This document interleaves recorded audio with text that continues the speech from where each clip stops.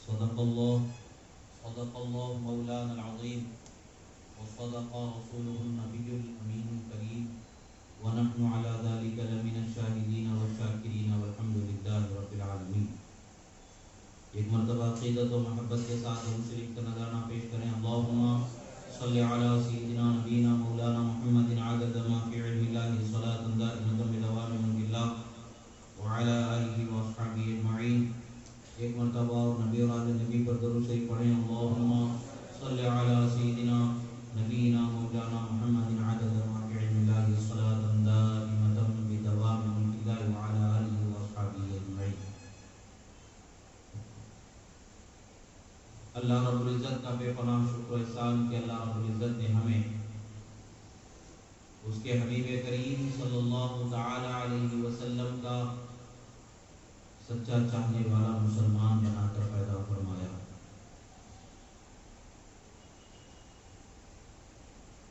اور دین متین پر، اللہ کے سچے دین پر قائم رہنے والا بنایا اور دین کی محبت کرنے والا اور دین پناہ ہستیوں سے محبت کرنے والا بنایا. اللہ کا شکر ہے کہ اللہ تبارک و تعالی نے ہمیں رسول اللہ کی بھی محبت عطا فرمائی اور آپ کے ازواج و اہل بیت کی بھی محبت عطا فرمائی اور آپ کے اصحاب کی بھی محبت عطا فرمائی اور تمام مومنین کی محبت عطا فرمائی، صدیقین، شہداء، صالحین کی محبت عطا فرمائی. یہ اللہ رب العزت کا بے پناہ کرو شکر و احسان ہے. اس لیے کہ ان سے محبت کرنا یہ ہمارے لیے سعادت مندی ہے. ان سے محبت کرنا ہمارے لیے بخشش و نجات کا ذریعہ ہے. اللہ کے رسول صلی اللہ علیہ وآلہ وسلم نے ارشاد فرمایا المرء مع من احب، جو شخص جس سے محبت کرتا ہے اسی کے ساتھ قیامت میں اٹھایا جائے. اور الحمدللہ ہمیں یہ فضل سے رب کی یہ نعمت ملی ہے کہ اللہ نے ہمارے دلوں کو حسین کی محبت کے لیے بنایا. اور کسی کے دل یزید کے لیے تڑپتے ہیں اور یزید کے چاہنے والوں کے لیے تڑپتے ہیں، وہ ان کے دل ہیں، وہ ان کی زندگی ہے، ہمیں اس سے غرض نہیں ہے. خدا کا شکر ہے کہ خدا نے یہ دل مصطفیٰ اور مصطفیٰ کے گھرانے کی محبت کے لیے پیدا کیا. اللہ کے رسول کی محبت اور اللہ کے رسول کے اہل بیت کی محبت، یہ وہ محبت ہے کہ جس کو خدا نے فرض فرمایا. اس محبت سے انسان اپنی جان چھوڑا نہیں سکتا، اپنے آپ کو بچا نہیں سکتا.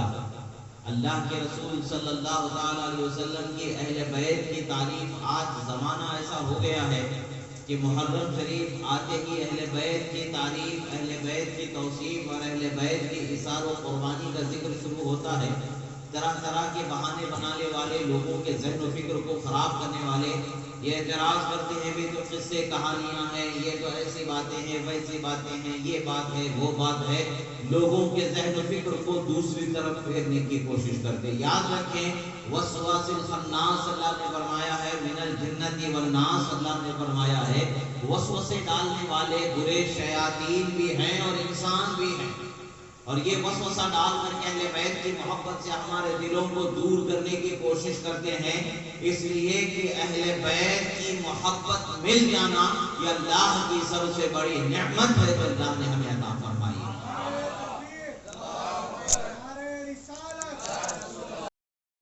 اللہ کا شکر ہے کہ اللہ کے رسول صلی اللہ تعالی علیہ وسلم کے زبانی اللہ نے ہمیں وہ ساری باتیں پہنچا دی.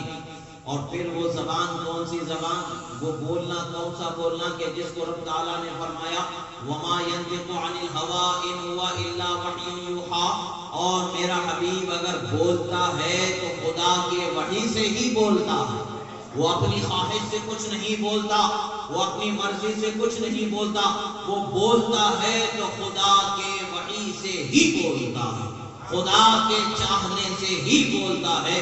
خدا جو بلوانا چاہتا ہے وہی بولتا، اپنی مرضی سے نہیں بولتا. الحمدللہ اللہ کے رسول صلی اللہ تعالی علیہ وسلم کے فرامین مبارکہ اہل بیت اطہار کے حق میں اس قدر کثیر احادیث مبارکہ وارد ہوئی ہیں کہ جس کا ذکر کرتے کرتے ہم تھک جائیں گے مگر حدیثوں کا سلسلہ ختم نہیں ہوتا۔ الحمدللہ اہل بیت کے چاہنے والوں کے پاس قصے کہانیوں کی حاجت نہیں ہے، ان کے نزدیک تو اللہ کے فرمان قرآن کی آیتیں ہیں، ان کے پاس تو اللہ کے رسول کا فرمان احادیث مبارکہ ہیں، اتنی کثیر تعداد میں ہیں کہ ذکر کرتے کرتے ذکر کرنے والا تھک جائے گا، ذکر سننے والا تھک جائے گا، مگر شان و عظمت اہل بیت کا احاطہ کرنا عام انسان کے عقل و ہوش سے باہر چیز ہے کہ کس قدر خدا نے انہیں نعمت عطا فرمائی۔ اللہ کے رسول صلی اللہ تعالی علیہ وسلم نے اپنے اہل بیت اطہار کے ساتھ اچھا سلوک کرنے والوں کے متعلق سے بھی وصیتیں فرمائی۔ اہل بیت اطہار کے متعلق سے اللہ کے رسول صلی اللہ علیہ وسلم فرماتے ہیں، حضرت ابو سعید الخدری رضی اللہ تعالیٰ عنہ راوی فرماتے ہیں عن النبی صلی اللہ علیہ وسلم قال الا ان عیبتی التي آوی الیہا اہل بیتی وَإِنَّ كَرَشِ الْأَنصَارِ فَاعْفُ عَنْ مُسِيئِهِمْ وَاقْبَلُوا مِنْ مُحْسِنِهِمْ۔ فرماتے ہیں کہ اس حدیث مبارکہ کو امام ترمذی نے روایت فرمایا، امام ابن ابی شیبہ نے روایت فرمایا، امام ترمذی نے اس حدیث مبارکہ کو حدیث حسن قرار دیا، یعنی حدیث کے اعلیٰ درجے کی حدیثوں میں سے ایک اعلیٰ درجے کی حدیث ہے۔ یہ چھوٹے موٹے درجے کی قصے کہانی کی بات نہیں ہے، بلکہ وہ بات ہے جس کے اللہ کے رسول کے زبانی جاری فرمایا گیا، وہ اعلان ہے جس کا اعلان کرنے والے اللہ کے رسول ہیں اور فرمان سنانے والے اللہ کے رسول ہیں، سننے والے صحابہ ہیں، وہ ہم تک پہنچا رہے ہیں اور وہ چیز سلسلہ بسلسلہ ہم تک پہنچتی چلی جا رہی ہے۔ اللہ کے رسول صلی اللہ تعالی علیہ وسلم نے فرمایا کہ آگاہ ہو جاؤ، میرا جامدان یعنی میں جن کے پاس راحت پاتا ہوں، جن کے پاس میں سکون پاتا ہوں، وہ کون ہیں؟ فرماتے ہیں میری اہل بیت اور انصار کی جماعت ہے جن سے میں راحت پاتا ہوں اور جن پر میں خصوصیت کے ساتھ توجہ کرتا ہوں، یعنی یہ میرے خاص لوگ ہیں، یہ میرے اخص الخاص یعنی خاص میں سے خاص کون ہے؟ میری اہل بیت اور میرے صحابہ جو انصار صحابہ ہیں وہ اہل بیت کی اور صحابہ کی جماعت ہے جو میرے سب سے مقرب ہیں، سب سے محبوب ہیں، جن سے میں راحت پاتا ہوں۔ ایک روایت میں اس الفاظ کے روایت کے معنوں میں جب محدثین اور شارحین بیان فرماتے ارشاد فرماتے ہیں، اس کا مطلب یہ ہے کہ رسول اکرم صلی اللہ تعالی علیہ وسلم نے ارشاد فرمایا، مطلب کیا ہے؟ فرماتے ہیں کہ یہ میرے خاص وہ لوگ ہیں جن کے پاس میں اپنی امانت میرے رازوں کو پوشیدہ رکھتا ہوں، میرے راز و امانتیں جن کے پاس پوشیدہ رہتی ہیں۔ اور پھر فرمایا کہ اس کا مطلب یہ ہے جس طرح سے ایک انسان اپنے چھوٹے چھوٹے بچوں پر سب بچوں سے زیادہ شفقت کرتا ہے، دوسروں سے زیادہ مہربانی کرتا ہے، اسی طریقے سے یہاں پر فرمایا گیا ہے کہ میں میرے اہل بیت اور انصار صحابہ پر دیگر سے زیادہ شفقت کرنے والا اور ان پر خوب اکرام کرنے والا، یہ میرے خاص لوگ ہیں۔ اب سرکار نے یہ بیان فرمانے کے بعد کیا فرمایا؟ فَاعْفُوا عَنْ مُسِيئِهِمْ وَاقْبَلُوا مِنْ مُحْسِنِهِمْ۔ فرماتے ہیں اگر ان میں سے کوئی شخص تمہارے ساتھ اچھا سلوک نہ کر سکے تو اسے معاف کر دو، اور جس نے بھی نیکی کی ہے، بھلائی کی ہے، اچھا سلوک کیا ہے، اس کی خیر کی اس سلوک کو، اس کام کو، اس کی اس بھلائی کو پسند کر لو، قبول کر لو۔ اللہ کے رسول صلی اللہ تعالی علیہ وسلم کا یہ فرمان کیا بتاتا ہے؟ اللہ کے رسول کے اہل بیت اور صحابہ انصار صحابہ سے متعلق یہ فرمان یہ بتاتا ہے کہ یا تو انسان ایک اچھائی کرے گا یا اس سے کوئی اچھائی میں کمی ہو جائے گی۔ اللہ کے رسول فرماتے اچھائی کرے تو فوراً قبول کر لو، اور اگر اس سے کمی ہو جائے، تمہارے ساتھ وہ اچھائی نہ کر سکے، کچھ نقصان پہنچ جائے تو ان کی اس کوتاہی کو معاف کر دو، اس لیے کہ اجر میں تمہیں عطا کرنے والا اور میں تمہیں نعمت عطا فرمانے والا ہوں۔ ان کے ساتھ یہ سلوک کیوں ہونا چاہیے؟ میری محبت کا ان کے ساتھ یہ سلوک ہونا چاہیے۔ اللہ کے رسول صلی اللہ تعالی علیہ وسلم کی اس حدیث کو بھی قصہ کہانی بنا دیں گے۔ لوگ صحابہ کرام کے اہل بیت اطہار کے نام پر لوگوں کو گمراہ کرنے کے لیے اس طریقے کے ہیلے بہانے ڈھونڈتے ہیں، تحقیق کے نئے نئے نام نکالتے ہیں، اور وہ جو صدیوں سے جو چیز مسلم چلی آ رہی ہے ان چیزوں کو بدل دینے کی کوشش کرتے ہیں۔ یاد رکھنا، اللہ نے حق کو ہمیشہ غلبہ عطا فرمایا ہے، حق ہمیشہ غالب رہے گا۔ کربلا کا ہونا حق ہے، یقینی ہے، 1400 سال پہلے ہو چکا ہے، قیامت تک کے حق کو کوئی مٹا نہیں سکتا، اس سچائی کو جھوٹ کوئی بنا نہیں سکتا ہے، اس لیے کہ روئے زمین پر یہ واقعہ ایسا سچا ہے جیسا کہ سورج چمکتا دمکتا نظر آ رہا۔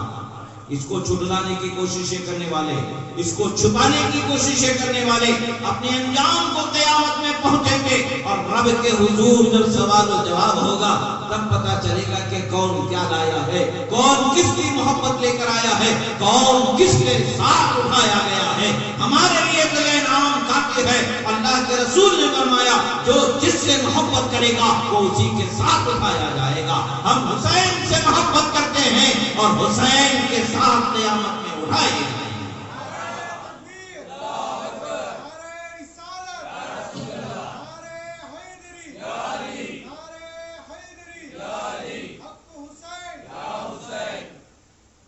دوسری حدیث اللہ کے رسول صلی اللہ علیہ وسلم فرماتے ہیں، حضرت زید بن ثابت سے روایت ہے، قال قال رسول اللہ صلی اللہ علیہ وسلم انی تارک فیکم خلیفتین کتاب اللہ حبل ممدود ما بین السماء والارض او ما بین السماء الى الارض وعترات اہل بیتی وانہما لن يتفرقا حتى يرد علی الحوض۔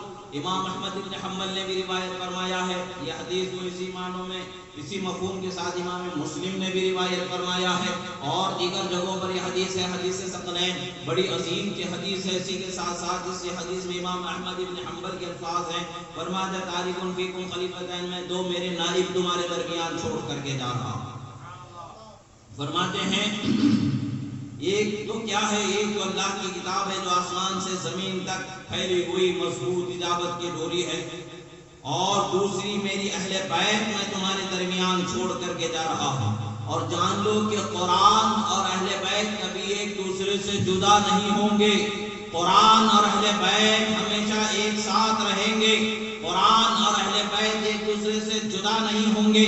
کب تک کے ساتھ رہیں گے؟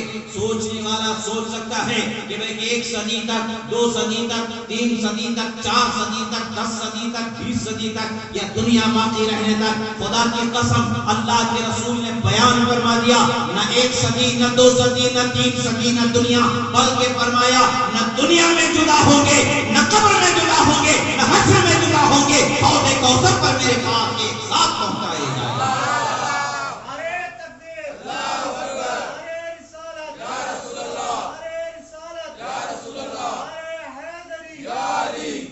امام احمد بن حنبل نے اس حدیث کو روایت فرمایا۔ اب لگاؤ الزام قصے کہانی سنانے والے محدثین اکرام پر۔ اس طریقے سے اگر تم وہ چیزیں جو اہل بیت کی شان و منقبت میں ہیں اس پر قصے کہانی کا نام لگا کر کے حقیقتوں کو مٹانا چاہو گے، مٹ جاؤ گے۔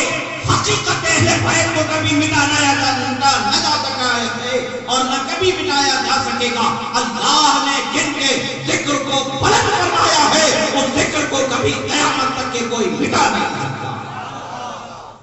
اللہ کے رسول صلی اللہ تعالی علیہ وسلم سے حدیث مبارکہ ہے، حضرت عبد الرحمن بن عوف رضی اللہ تعالی عنہ قال افتتح رسول اللہ صلی اللہ علیہ وسلم مکہ ثم انصرف الى الطائف وحاصرهم 8 أو 7، اور ایک روایت میں اس سے زیادہ کے الفاظ ہیں فحاصرها 17 أو 19، اور پھر آگے فرماتے ثم أوغل غزوة أو روحة ثم نزل ثم هجر ثم قال أيها الناس إني لكم فرض وإني أوصيكم بعترتي خيرا وإن موعدكم الحوض۔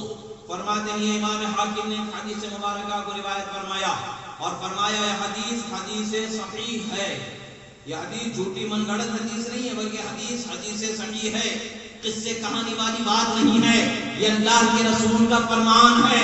یہ وہ فرمان ہے کہ جس کو اللہ نے وما ينطق عن الهوى ان هو الا وحی یوحی سے متصف فرمایا، میرا حبیب اپنی خواہش سے کچھ نہیں کہتا، وہی کہتا ہے جو وحی ہوا کرتی ہے۔ اللہ کے رسول صلی اللہ تعالی علیہ وسلم سے یہ روایت ہے، وہ فرماتے ہیں کیا ہے یہ؟ ایک روایت حضرت عبد الرحمن ابن عوف سے ہے جسے امام حاکم نے روایت فرمایا، اور جسے اور دوسری روایت امام بزار نے روایت فرمایا سے حضرت مصعب ابن عبد الرحمن ابن عوف، حضرت عبد الرحمن ابن عوف کے فرزند حضرت مصعب ہیں، ان سے روایت فرمایا گیا۔ امام حاکم نے امام حضرت عبد الرحمن ابن عوف، حضرت عبد الرحمن ابن عوف عشرہ مبشرہ صحابہ میں سے ہیں، ایک جن کا ذکر کل گزر چکا، جن کی فضیلت و منقبت اور جن کا مقام و مرتبے کا بیان کل ہو چکا۔ حضرت عبد الرحمن ابن عوف فرماتے ہیں جب رسول اللہ صلی اللہ تعالی علیہ وسلم نے مکہ مکرمہ کو فتح فرمایا تو اس کے بعد آپ نے طائف کی طرف رخ فرمایا، اور وہاں پر آپ نے طائف کا محاصرہ فرمایا، یا 7 دن یا 8 دن، اور دوسری روایت میں جسے امام بزار نے روایت فرمایا ہے 7 دن یا 10 دن یا 7 دن پھر اس کے بعد میں، یا پھر 17 دن یا 19 دن، یعنی 7 دن سے لے کر کے 19 دن تک کے روایت میں آتا ہے کہ اتنے دن آپ نے وہاں پر قیام فرمایا اور اس کا محاصرہ فرما رکھا تھا۔ اس کے بعد میں آپ نے خطاب فرمایا، جب آپ نے مکہ طائف سے جانے کا ارادہ فرمایا تو آپ نے ارشاد فرمایا کہ ثم قال ایھا الناس انی لکم فرد و انی اوصیکم بعترتی خیرا، فرماتے ہیں کہ لوگوں بے شک میں تمہارے لیے تم سے پہلے حوض کوثر پر موجود رہنے والا ہوں۔ یہاں ہمارا تمہارا آمنا سامنا ختم ہو گیا، میں یہاں سے سفر کر رہا ہوں، تو اس کا یہ مطلب نہیں سمجھنا کہ اب سامنا نہیں ہونے والا ہے، اب پوچھا جانے والا نہیں ہے، بلکہ سنو حوض کوثر پر میں تم سے پہلے موجود رہوں گا، تمہارے آنے سے پہلے میں تمہارے استقبال میں وہاں موجود رہوں گا۔ اور آپ فرماتے ہیں اور بے شک میں تمہیں اپنی عطرت یعنی میرے اہل بیت، میرے خاندان والوں کے ساتھ نیکی کا سلوک کرنے کی وصیت کرتا ہوں، بھلائی کا سلوک کرنے کی وصیت کرتا ہوں، اچھا سلوک کرنے کی وصیت کرتا ہوں۔ اور بے شک سنو تمہارا اور ہمارا ملنا حوض کوثر پر یقینی ہے۔ اللہ کے رسول صلی اللہ تعالی علیہ وسلم کا یہ بیان بتا رہا ہے، اے لوگو میں نے تمہارے درمیان میری اہل بیت کو چھوڑا ہے، اچھا سلوک کرنا اور اس کا اجر حوض کوثر پر مجھ سے پا لیا کرنا۔ یہ حدیث یہی بتا رہی ہے، یہاں اچھا کرو گے وہاں اچھا پاؤ گے، یہاں برا کرو گے وہاں تمہارا کیا ہوگا، یہ خدا اور اس کا رسول بھی بہتر جاننے والا ہے۔ گویا کہ رسول اللہ نے یہاں پر یہ بیان فرما دیا ہے، اچھا سلوک کرو گے حوض کوثر پر مجھ سے ملنے والے ہو، اس کو یاد رکھنا۔ پتہ کیا چلتا ہے آج دنیا میں جو شخص بھی اہل بیت کے ساتھ یعنی رسول اللہ کے خاندان کے ساتھ اچھا سلوک روا رکھتا ہے، ان کا ذکر خیر کرتا ہے، ان کی تعریف و توصیف جو خدا و رسول نے انہیں بخشی ہے اس مقام کا بیان کرتا ہے، تو وہ ان کے ساتھ بھلائی کرنے والا ہے، ان کے ساتھ اچھا سلوک کرنے والا ہے۔ اور سنو قیامت تک کے جو اس نسل سے تعلق رکھتے ہیں وہ سب اس نسل میں شامل ہیں، اس لیے کہ اللہ کے رسول صلی اللہ تعالی علیہ وسلم نے امت کے لیے یہ پیغام دے دیا ہے کہ آسمان پر چمکنے والے ستارے آسمان کے لیے امان ہے، زمین پر میری اہل بیت زمین والوں کے لیے امان ہے۔ ستارے آسمان سے چلے جائیں گے، آسمان والے ہلاک و برباد ہو جائیں گے، زمین سے میری اہل بیت اٹھا لیے جائیں گے، زمین والے ہلاک و برباد ہو جائیں گے۔ رسول اللہ صلی اللہ تعالی علیہ وسلم کا یہ فرامین مبارکہ کا مجموعہ ہمیں بتاتا ہے کہ اہل بیت کے ساتھ حسن سلوک کرنا، اچھا تعلق، اچھا رویہ، اچھائی کے ساتھ پیش آنا، یہ خدا و رسول کا مطلوب ہے۔ جو اس پر عمل کرتا ہے وہ یہاں بھی کامیاب ہوتا ہے، وہاں بھی کامیاب ہوتا ہے۔ حضرت زید بن ارقم رضی اللہ تعالیٰ عنہ سے روایت ہے، فرماتے ہیں کہ قال رسول اللہ صلی اللہ تعالی علیہ وسلم ایھا الناس انی تارک فیکم امرین لن تضلوا ان اتبعتموهما وهما كتاب الله واهل بيتي عترتي ثم قال اتعلمون اني اولى بالمؤمنين من انفسهم 3 مرات قالوا نعم فقال رسول الله صلى الله عليه وسلم من كنت مولاه فعلي مولاه۔ فرماتے امام حاکم نے اس حدیث مبارکہ کو روایت فرمایا اور کہا کہ حدیث صحیح ہے۔ امام حاکم جلیل القدر محدثین میں کبار علماء محدثین میں جن کا شمار ہوتا ہے، اہل سنت کے سروں کے تاج جو محدثین ہیں ان میں ان کا شمار ہوتا ہے۔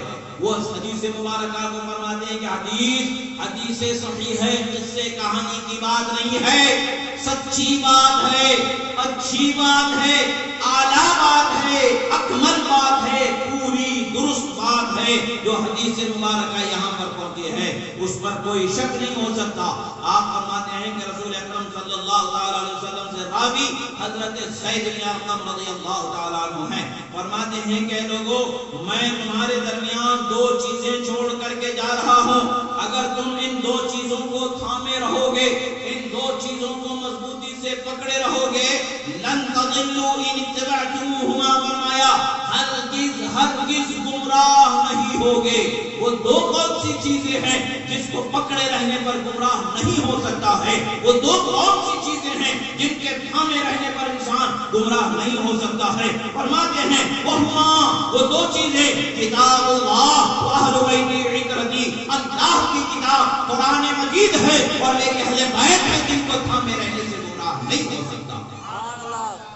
اللہ کے رسول صلی اللہ تعالی علیہ وسلم نے بیان فرما دیا اور یہ ضمانت عطا فرما دی قیامت تک کے لیے اگر ہدایت پر رہنا چاہتے ہو تو قرآن اور اہل بیت سے کبھی جدا نہیں ہونا، اس لیے کہ قرآن اور اہل بیت کبھی جدا نہیں ہوں گے یہاں تک کہ دونوں حوض کوثر پر ایک ساتھ پہنچائے جائیں گے۔ جو ان کے ساتھ ہوگا وہ وہاں بھی ان کے ساتھ اٹھایا جائے گا، جو یہاں ان کا وہ وہاں ان کا، جو وہاں ان کا وہاں رسول اللہ کے جام کوثر سے سرفراز فرمایا جائے گا۔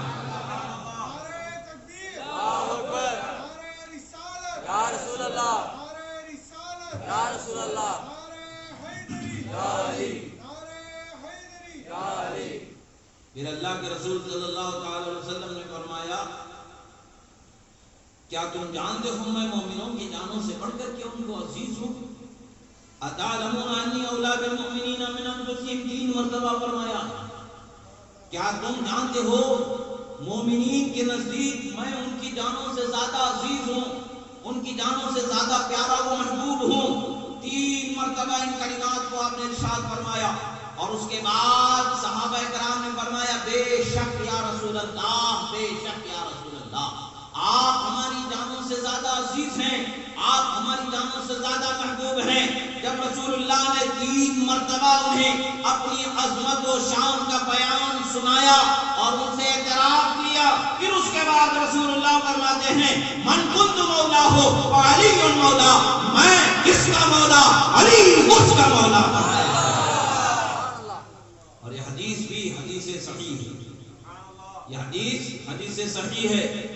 لوگوں کو اہل بیت کی شان میں کوئی بات، آج کا زمانہ نہ جانے کیسے نسب و خروج کا بنتا جا رہا ہے، جہاں کہیں کوئی بات اہل بیت کے فضل و شان میں منقبت میں آتی ہے یا کوئی واقعہ ان سے منسوب منظر عام پر آتا ہے تو لوگوں کے چہرے بگڑ جاتے ہیں، ان کے خیالات بدلنے لگتے ہیں، اسٹیج پر بولیاں اپنی منمانی بولنے لگتے ہیں۔ مگر یاد رکھو ان جیسے ہزاروں کروڑوں مل کر کے بھی بول کر کے رسول اللہ کے بول کو بدل نہیں سکتے۔ یہ وہ قول محمد ہے جو کبھی بدل نہیں سکتا ہے، قیامت تک کے ڈنکے کی چوٹ پر بولا ہوا رسول اللہ کا بلند ہوتا ہی رہے گا، وہ ڈنکا بجتا ہی رہے گا، اہل بیت کا بول بالا ہوتا ہی رہے گا۔ کوئی روک نہیں سکتا، کوئی گھٹا نہیں سکتا، کوئی بگاڑ نہیں سکتا، اس لیے کہ بلند کرنے والی ذات وہ ہیں جن کو خدا نے فرمایا ورفعنا لک ذکرک، اے حبیب ہم نے آپ کے لیے آپ کے ذکر کو بلند فرمایا۔ وہ بلند و بالا شخصیت سب سے اعلیٰ و اولا جو ہمارا نبی ہے، اس نبی نے بیان فرما دیا من خود مولا ہو علی مولا، میں جس کا مولا علی اس کا مولا۔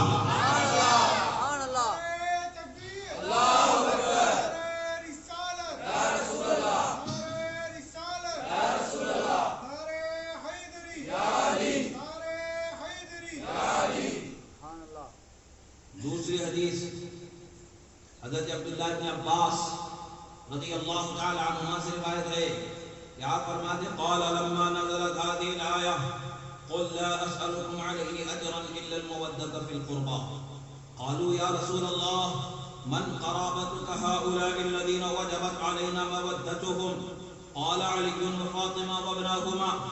امام طبرانی نے اس حدیث مبارکہ کو روایت فرمایا اللہ کے رسول صلی اللہ تعالی علیہ وسلم نے جب قرآن کی آیت پڑھ کر کے سنایا قُلْ لَا أَسْأَلُكُمْ عَلَيْهِ أَجْرًا إِلَّا الْمَوَدَّةَ فِي الْقُرْبَى، اے میرے حبیب آپ ارشاد فرما دو دین، کتاب، سنت، قرآن، اللہ کی رحمت، ہدایت، توحید، یہ ساری نعمتیں جو میں نے تم تک پہنچائی ہے، اس احسان کا بدلہ میں تم سے نہیں چاہتا ہوں، میں دولت کے عوض سے تمہیں بیچنا نہیں چاہتا ہوں، ہاں تم پر جو رب تمہارا ہمارا رب ہے، جو تمہارا ہمارا پیدا کرنے والا ہے، اس رب کی طرف سے یہ فریضہ ہے کہ تم میری اہل بیت کے ساتھ محبت کا سلوک کیا کرو، ان کے ساتھ محبت سے رہو،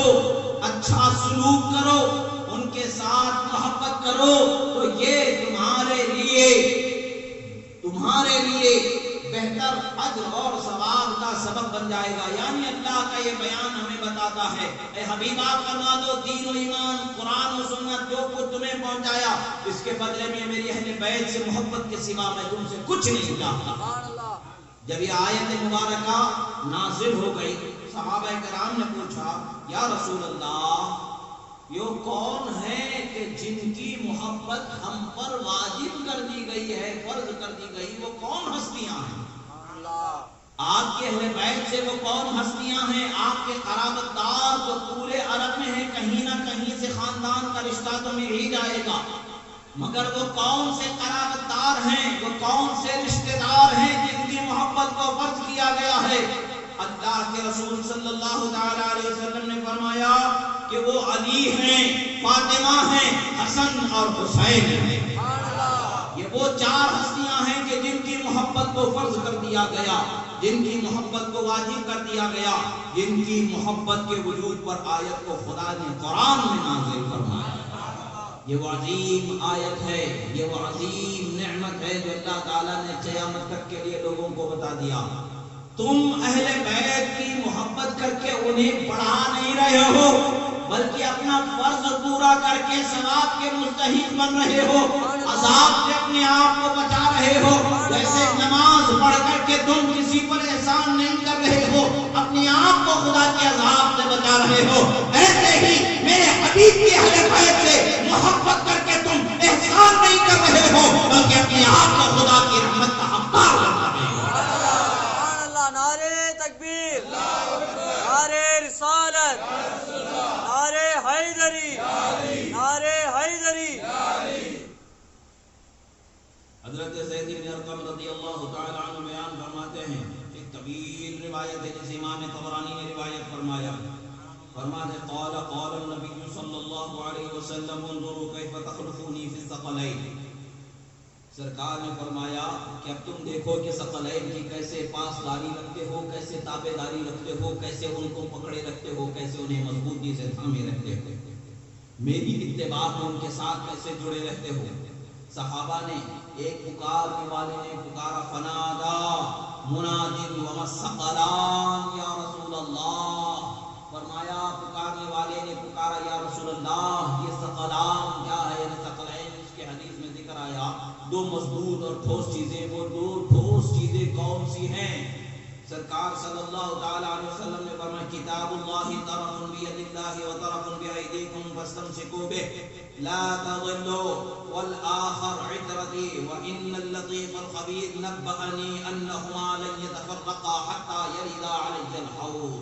فرماتے ہیں ایک تو اللہ کی کتاب ہے جو اللہ کے ایک حصہ دستے قدرت سے جڑا ہوا ہے، تو دوسرا تم سے جڑا ہوا ہے، یعنی اللہ کی حمایت سے جڑا ہوا اور اللہ کی رحمت سے تمہیں جوڑنے والا جو سب سے بہترین ثقل ہے، جو سب سے بڑی ٹھوس چیز ہے، وہ ایک تو اللہ کی کتاب ہے، قرآن مجید ہے۔ پھر فرماتے ہیں کہ دوسری وہ چیز، پھر فرماتے سرکار نے فرمایا کہ تم قرآن پر مضبوطی سے جمے رہو گے، قرآن کو قرآن کی تعلیمات پر اپنے آپ پر لازم کر لو گے تو کبھی بھٹکنے والے گمراہ بدعقیدہ بد مذہب نہیں ہو جاؤ گے، بلکہ ہدایت پر قائم رہنے والے ہو جاؤ گے۔ پھر فرمایا دوسری چیز میں میری اہل بیت کو چھوڑ رہا ہوں اور پھر لطیف و خبیر رب عظیم نے ارشاد فرمایا، یعنی میرا رب جو لطیف ہے، مہربانی کرنے والا، جو خبر دینے والا ہے، اس مہربان رب نے مجھے فرمایا، بتایا ہے کہ میری اہل بیت اور قرآن حوض کوثر تک ایک دوسرے سے جدا نہیں ہونے والے، اور حیض و کثرت تک نہیں جدا ہونے والے۔ پھر فرماتے سرکار سألت ربی ذلک لہما، میں نے میرے رب سے ان کے لیے اس کو مانگ بھی لیا۔ ایک تو خدا دے رہا ہے، ایک جو بھی نبی نے مانگا ہے، تو ایک جو خدا کا دینا پھر اس کو باقی رکھنا، نبی نے مانگ لینا، یہ بتاتا ہے کہ کسی بھی حالت میں ہرگز اہل بیت اور قرآن ایک دوسرے سے جدا ہو ہی نہیں سکتے۔ پھر سرکار صلی اللہ تعالی علیہ وسلم یہ بتا دیتے ہیں، بہت سارے لوگوں کا مزاج ہے، بہت سارے لوگ یہ سمجھتے ہیں کہ بھئی ہم نے بہت کچھ پا لیا ہے، ہم نے بہت کچھ سیکھ لیا ہے۔ خدا کے رسول کی نظر رحمت جدھر ہو جاتی ہے، وہ رحمت کا ایسا نظارہ ہوتا ہے کہ دنیا حیران ہو جاتی ہے۔ خدا کے رسول کی عطا کا حال دیکھیں کہ کیسے عطا فرماتے ہیں۔ حضرت ابو ہریرہ رضی اللہ تعالیٰ عنہ آتے ہیں، آ کر کے عرض کرتے ہیں، یا رسول اللہ میں بھول جاتا ہوں، مجھے بھولنے کی عادت ہے، میں بھول رہا ہوں، آپ سے سنی ہوئی حدیثیں یاد نہیں رکھ پاتا۔ رسول اللہ نے فرمایا کہ اپنے کاندھے سے چادر کو زمین پر پھیلا دو۔ انہوں نے چادر کو زمین پر پھیلا دیا۔ رسول اللہ نے اپنے ہاتھ کو اپنے سینے کی طرف کھلے ہوئے لے گئے اور پھر اپنے ہاتھ کی مٹھی کو بند فرمایا اور پھر اس کو لایا اور ان کے چادر میں اس کو کھول دیا اور فرمایا اٹھاؤ اور اپنے سینے سے لگا لو۔ حضرت ابو ہریرہ کو 3 مرتبہ رسول اللہ نے ایسا فرمایا۔ اب اس کے بعد حضرت ابو ہریرہ فرماتے ہیں، اب رسول اللہ کی عطا کا یہ حال ہے کہ وہ چیزیں جو میں بھول جایا کرتا تھا، وہ مجھے یاد رہا نہیں کرتی تھی، اب ایسا حال ہو گیا کہ میں ایک لفظ بھی رسول اللہ کی بولی کا بھول نہیں سکتا۔ کون دیتا ہے؟ دینے کو منہ چاہیے، دینے والا ہے سچا ہمارا۔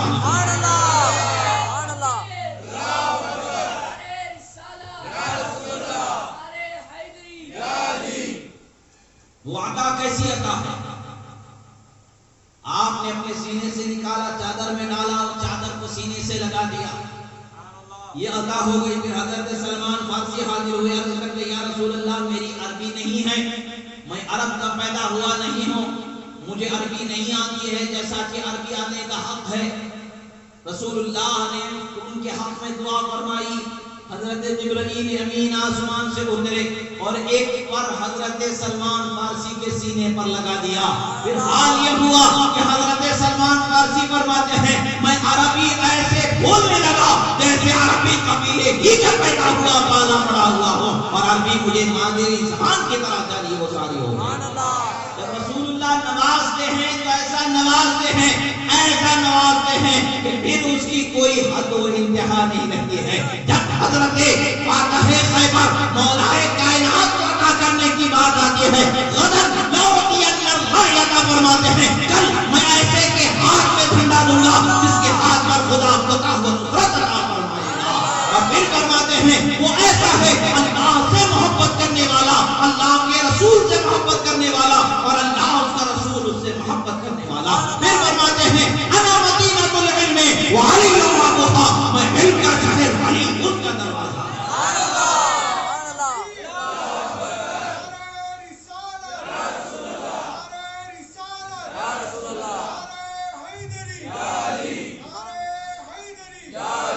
حضرت مولا علی کے علم و کمال کا اندازہ کون کیا لگائے؟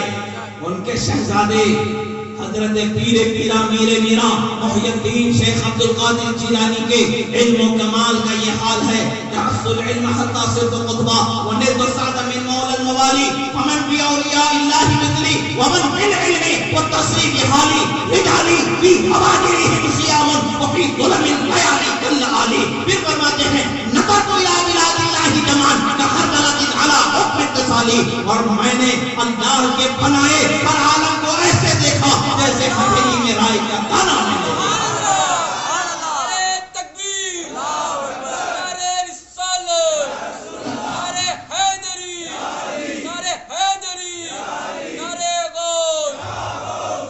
اسی علم و کمال کا بیان رسول اللہ نے پہلے ہی بیان فرما دیا۔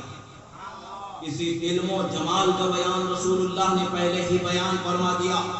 پھر فرماتے ہیں سألت رب ذلك لهما فلا تقدموهما فتهلكوا ولا تقصروا عنهما فتهلكوا ولا تعلموهم فإنهم أعلم منكم. ثم أخذ بيد علي فقال من كنت أولى به من نفسي فعلي وليه اللهم وال من والاه وعاد من عاداه. فرماتے ہیں اللہ کے رسول صلی اللہ تعالی علیہ وسلم نے فرمایا لوگوں سنو. ایک تو بیان فرما دیا کہ میرے اہل بیت اور قرآن ایک دوسرے سے جدا نہیں ہوں گے, حوض کوثر تک ملے رہیں گے. اب تمہیں ان کو تھامے رہنا ہے. تھامے رہنے, پکڑے رہنے کا مطلب کیا ہے؟ کیسے تھامے رہنا ہے؟ ان کو رولتے ہوئے, کھینچتے ہوئے, ٹھکیلتے ہوئے جانا ہے یا ان کے ساتھ معاملہ کیسا رکھنا ہے؟ اللہ کے رسول فرماتے فلا تقدموهما فتهلكوا, فرماتے ہیں اور پس اے لوگوں تم ان پر پیش قدمی نہ کرنا, ہلاک ہو جاؤ گے. ان سے آگے بڑھنے کی کوشش کرو گے, ہلاک ہو جاؤ گے. اور پھر فرماتے ہیں وَلَا تَقْصُرُوا عَنْهُمَا فَتَهْلِكُوا, فرماتے ہیں اور نہ ان کو ان سے پیچھے رہ جانا یا ان کے حقوق میں کمی کر دینا, نہ کبھی ان کے حق کو رونتے ہوئے آگے نہیں بڑھنا اور ان کے حقوق میں کمی نہیں کرنا, نہ ان پر پیش قدمی کرنا, نہ ان کو پیچھے ڈھکیل دینا, کہیں ایسا نہ ہو کہ تم ہلاک ہو جاؤ. پھر فرماتے ہیں کہ سب سے اہم بات وَلَا تُعَلِّمُوهُمْ فَإِنَّهُمْ أَعْلَمُ مِنْكُمْ, فرماتے ہیں اور نہ تم ان کو سکھانے چلے جانا اس لیے کہ وہ تم سے زیادہ جاننے والے ہیں. بیان فرما دیا ہے انا مدینۃ العلم وعلی بابها, میں علم کا شاگرد علی اس کا دروازہ ہے. اسی علی کی شان میں بیان کروا رہے ہیں. پھر فرماتے ہیں میں جس کے نزدیک میری جان اور میری ذات اس کی جان سے زیادہ پیارا ہے, جان لے کہ اس کے نزدیک کی علی بھی اتنا پیارا ہے. فرماتے ہیں گویا کہ فرماتے ہیں میں جس کا مولا علی اس کا مولا. سبحان اللہ. ہاتھ پکڑ کر کے فرمایا اور پھر فرمایا اللہم والی من والاه وعاد من عاداه, اے اللہ جو ان سے محبت کرے محبت فرمانا اور جو ان سے عداوت رکھے اس سے عداوت فرمانا. اللہ جس پر رحم فرما دے اسے محبت کہتے ہیں, اللہ جس پر غضب فرما دے اسے عداوت کہتے ہیں. خدا کی رحمت کا ٹھکانہ جنت ہے, خدا کے غضب کا ٹھکانہ جہنم ہے. یعنی جو ان سے محبت کرے گا اسے جنت عطا ہو جائے گی, جو ان سے عداوت رہے گا وہ جہنم میں ڈالا جائے گا. نعرہ تکبیر, نعرہ رسالت, نعرہ حیدری, نعرہ حیدری, نعرہ غوث, نعرہ غوث. حضرت عبد الرحمن بن عوف کے شہزادے حضرت مصعب ہیں, وہ روایت فرماتے ہیں کہ رسول اللہ صلی اللہ تعالی علیہ وسلم نے جب مکہ کو فتح فرما لیا تو طائف کا محاصرہ فرمایا. 17 یا 19 دن تک کا آپ نے وہاں پر محاصرہ فرمایا. اور پھر اس کے بعد ایک مرتبہ آپ نے خطبہ ارشاد فرمانے کے لیے آپ نے قیام فرمایا اور خطبہ ارشاد فرمایا اور پھر فرمایا کہ اے لوگوں میں تمہیں وصیت کرتا ہوں کہ تم میری اہل بیت کے ساتھ بھلائی کرو اور اس بھلائی کا بدلہ میں تمہیں حوض کوثر پر دینے والا ہوں. گویا کہ آپ یہ بتا رہے ہو ان موعدکم الحوض, اور تمہارا میرا ملنا حوض کوثر پر, یہاں بھلائی کرو وہاں اس کا بدلہ لے. یعنی میں تم سے دور نہیں ہوں, جہاں تمہیں سب سے زیادہ ضرورت ہوگی میں وہاں سب سے قریب ہوں. یہاں تم ان کے ساتھ بھلائی کر لو, کل وہاں میرا قرب پالو. پھر فرماتے ہیں رسول اللہ صلی اللہ علیہ وسلم فرماتے ہیں کہ سنو, جس کے قبضہ قدرت میں میری جان ہے اس ذات کی قسم, یعنی خدا کی قسم, تم لوگ نماز ادا کرتے رہنا, زکوٰۃ ادا کرتے رہنا, اور اگر تم نے نماز ادا کرنا اور زکوٰۃ ادا کرنا چھوڑ دیا تو میں میرے اہل بیت میں سے ایک شخص کو تمہارے پاس بھیجوں گا. وہ تمہارے پاس کیا کرے گا؟ اس شعار اسلام کو, عبادت الہی کو, فرض عبادتوں کو قائم رکھنے کے لیے قتال کرے گا. اس وقت تک قتال کرے گا جب تک کہ تم نماز اور زکوٰۃ ادا کرنے والے نہ ہو جاؤ, اور اگر تم نے نماز اور زکوٰۃ کو چھوڑا تو تمہاری گردنیں اڑا دی جائے. اب اس سے ایک بات پتہ چلتی ہے, جو علی والے ہوتے ہیں وہ نماز ادا کرنے والے ہوتے ہیں، جو علی والے ہوتے ہیں وہ زکوٰۃ ادا کرنے والے ہوتے ہیں۔ ایسے نہیں ہوتے علی والے کہ بھئی تمہیں نماز پڑھنے کی ضرورت نہیں، میں آنکھیں بند کر کے مراقبہ کر لوں گا نماز ہو جائے گا، نہیں، یہ علی والے نہیں ہو سکتے، اس لیے کہ علی کے جو آقا و مولا ہیں، جن کے آقا و مولا ہونا سب کو معلوم ہے، یعنی سرور انبیاء رحمت للعالمین کا دین یہی ہے کہ اللہ نے جو عبادتوں کو فرض فرمایا ہے ان عبادتوں کو ان کے وقتوں پر ادا کیا جائے، کوتاہی کرنے والے کے لیے رسول اللہ نے اگر ڈرایا ہے، دھمکایا ہے، بتایا ہے تو علی کے نام پر بتایا ہے، لوگوں جان لو اگر تمہارا مقابلہ ہوگا تو یہ علی سے ہونے والا اور وہ رعایت کرنے والا نہیں ہے، وہ اقامہ حق کے لیے، حق کو قائم کرنے کے لیے وہ کسی کی رعایت کرنے والا نہیں، وہ گردن اڑا دے گا، میں اس کو بھیج دوں گا۔ اب پتہ کیا چلتا ہے، علی والے نماز والے ہوتے ہیں، علی والے زکوٰۃ والے ہوتے ہیں، یعنی زکوٰۃ ادا کرنے والے ہوتے ہیں، نماز پڑھنے والے ہوتے ہیں، روزہ رکھنے والے ہوتے ہیں، نمازوں کو خط کر کے ہڑپ جانے والے نہیں ہوتے، نمازوں کو مریدوں کے سروں سے ہٹا دینے والے نہیں ہوتے ہیں، بلکہ خود بھی نماز پڑھنے والے ہوتے ہیں، مرید کو بھی نماز پڑھانے والے ہوتے ہیں، یہ علی والے ہوتے ہیں جو رسول اللہ کے دین پر چلنے چلانے والے ہوتے ہیں۔ اللہ کے رسول صلی اللہ تعالیٰ علیہ وسلم سے حدیث مبارکہ پہ رسول اکرم صلی اللہ تعالیٰ علیہ وسلم نے اہل بیت کی محبت کی ترغیب فرمائی کہ ان سے محبت کیسے رکھنا ہے۔ حضرت عبداللہ بن عباس رضی اللہ تعالیٰ عنہما سے روایت ہے، وہ فرماتے ہیں کہ قال رسول اللہ صلی اللہ علیہ وسلم احب اللہ لما یغدوکم من نعمہ واحبونی بحب اللہ واحب اہل بیتی بحبی۔ امام ترمذی نے، امام حاکم نے اس حدیث مبارکہ کو روایت فرمایا اور امام ترمذی نے اس حدیث مبارکہ کو حدیث حسن قرار دیا۔ اعلیٰ درجے کی حدیث ہے، اعلیٰ درجے کی حدیثوں میں سے حدیث ہے، قصے کہانی کی بات نہیں ہے، یہ اونچی بات ہے، یہ اونچے حضرات کی زبانی ہم تک پہنچی ہے، اعلیٰ بات ہے جو اعلیٰ حضرات کی زبانی ہم تک پہنچی ہے، اور سب سے اعلیٰ جن کو اللہ نے بنایا ہے، سب سے اعلیٰ و اولیٰ ہمارا نبی جو ہے، اس نبی کا فرمان ہے جو ہم تک پہنچا۔ نبی کیا فرماتے ہیں؟ اللہ سے محبت کرو، یعنی اللہ کی اطاعت و فرما برداری کرو، کیونکہ اللہ نے تمہیں نعمتوں سے مالا مال فرمایا۔ آنکھ عطا ہونا نعمت ہے، زبان عطا ہونا نعمت ہے، حس بیدار رہنا نعمت ہے، ہاتھ پیر عطا ہونا نعمت ہے، عقل و ہوش عطا ہونا نعمت ہے، یعنی سر سے لے کر کے پیر تک کے، بلکہ سر پر اگنے والا ایک بال بھی خدا کی ایسی نعمت ہے کہ جس کا بدل کوئی لا نہیں سکتا ہے، جس کا نعم البدل کوئی بنا نہیں سکتا ہے۔ ایسی نعمتیں جو اللہ نے تمہیں دی ہیں، ان گنت نعمتیں ملی ہیں، تو اللہ کی اطاعت و محبت ہے کہ تم اللہ کی اطاعت و محبت کرو، کیونکہ اللہ نے تمہیں نعمتوں سے مالا مال فرمایا۔ پھر آگے فرماتے ہیں، اب اس کے بعد احبونی بحب اللہ، مجھ سے محبت اللہ کی رضا کے لیے کرو، مجھ سے محبت اس لیے کرو کہ خدا تم سے راضی ہو جائے، مجھ سے محبت اس لیے کرو کہ خدا کے انعام و اکرام تم پر ہو جائیں۔ اب پھر رحمت عالم فرماتے ہیں وَأَحِبُّوا أَهْلَ بَيْتِي بِحُبِّي، اور میری اہل بیت سے میری محبت میں محبت کرنے والے ہیں، یعنی میری رضا کے لیے میری اہل بیت سے محبت کرو، میری خوشی کے لیے میری اہل بیت سے محبت کرو۔ رسول اللہ صلی اللہ تعالیٰ علیہ وسلم کا یہ فرمان حدیث حسن کے دائرے میں ہے، ہمیں پتہ چلتا ہے کہ اگر ہمیں اہل بیت سے محبت کرنا ہے تو کیوں محبت کرنا؟ ایک کہ رسول اللہ ہم سے راضی ہو جائے، رسول اللہ سے محبت کرنا ہے تو کیوں محبت کرنا؟ خدا ہم سے راضی ہو جائے، خدا کی اطاعت و فرما برداری کرنا ہے تو کیوں کرنا ہے؟ خدا نے ہمیں نعمتوں سے مالا مال فرمایا، سب سے بڑی نعمت تو نبی کا امتی بنایا، نبی کا کلمہ پڑھنے والا بنایا، ان پر ایمان لانے والا بنایا، ایمان والا بنایا۔ یہ ایمان والوں کی ہی شان ہے کہ وہ صاحب ایمان، صاحب نبوت، سرور انبیاء محمد رسول اللہ سے بھی محبت کرتے ہیں اور ان کے اہل بیت و اصحاب سے بھی محبت کرتے ہیں۔ حضرت عبداللہ بن عباس،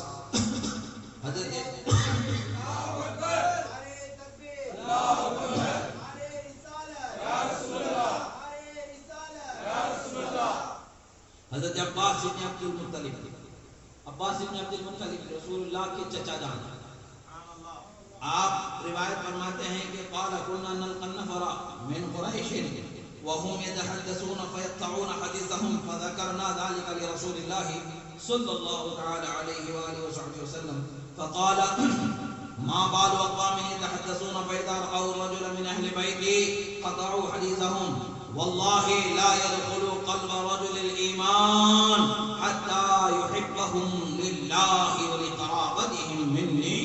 امام حاکم نے، امام ابن ماجہ نے اس حدیث مبارکہ کو روایت فرمایا. سنن ابن ماجہ نے حدیث کی 6 مشہور کتابوں میں سے، صحیح کتابوں میں سے ایک کتاب سنن ابن ماجہ، اس میں بھی حدیث مبارکہ ہے، اور امام حاکم نے بھی اس حدیث مبارکہ کو روایت فرمایا ہے. روایت کے الفاظ کیا ہے؟ حال کیا ہوتا ہے کہ لوگوں کا ایک انداز ہوتا ہے، وہ اپنے اپنے طور پر زندگی جینے لگتے ہیں. رسول اللہ صلی اللہ علیہ وسلم کے چچا فرماتے ہیں کہ میں قریش کے بعد لوگوں کے سامنے سے جب جاتا ہوں، وہ اپنی کسی بات میں مشغول ہوتے ہیں تو میرے آنے پر وہ اپنی بات کو روک دیتے ہیں. یعنی آپ اگر کچھ بات کر رہے ہوں اور اگر ایک دوسرا آدمی آپ کے سامنے آ جائے تو جو بات آپ اسے سنانا نہیں چاہتے، جو اسے بتانا نہیں چاہتے، آپ اس بات کو روک دیتے ہیں. ایک انسانی عادت ہے، آپ اس کو روک دیتے ہیں. اور آنے والے کو کبھی یہ محسوس ہوتا ہے کہ میرا آنا شاید ان کو برا لگ گیا، یہ اپنے مشغلے سے اپنے آپ کو روک لیا ہے. اور جب کوئی دوست اگر آپ کا آتا ہے تو آپ اپنی بات کو روکتے ہیں؟ نہیں روکتے، اپنی بات کو جاری رکھتے ہیں. آپ کا کوئی رازدار ہوتا ہے، آپ کا کوئی قریبی ہوتا ہے، کوئی آپ کا دوست ہوتا ہے، تو آپ اپنی بات کو روکتے نہیں کرتے، جاری رکھتے ہیں، کنٹینیو کرتے ہیں. مگر جس سے آپ ڈرتے ہیں یا جس سے آپ اپنا ایک خاص تعلق نہیں رکھتے ہیں، ایک انسانی فطرت کی بات کر رہا ہوں کہ عام طور پر انسانی فطرت یہ ہوتی ہے کہ وہ اپنے بات کو دوسروں کے سامنے پیش کرنے سے کتراتا ہے، جسے وہ اپنا نہیں سمجھتا ہے.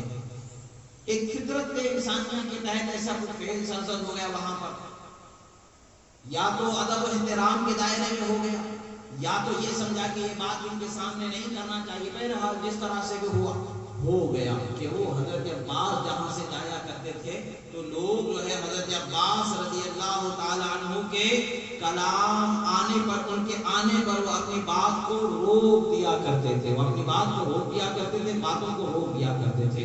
حضرت عباس کو ناگوار گزرا، آپ رسول اللہ صلی اللہ تعالی علیہ وسلم کی بارگاہ میں حاضر ہوئے، عرض کیا یا رسول اللہ، ہم قریش کے لوگوں کے پاس سے گزرتے ہیں تو لوگ ہمیں دیکھ کر کے اپنی باتوں کو روک دیتے ہیں، وہ اپنی باتیں آگے نہیں بڑھاتے ہیں.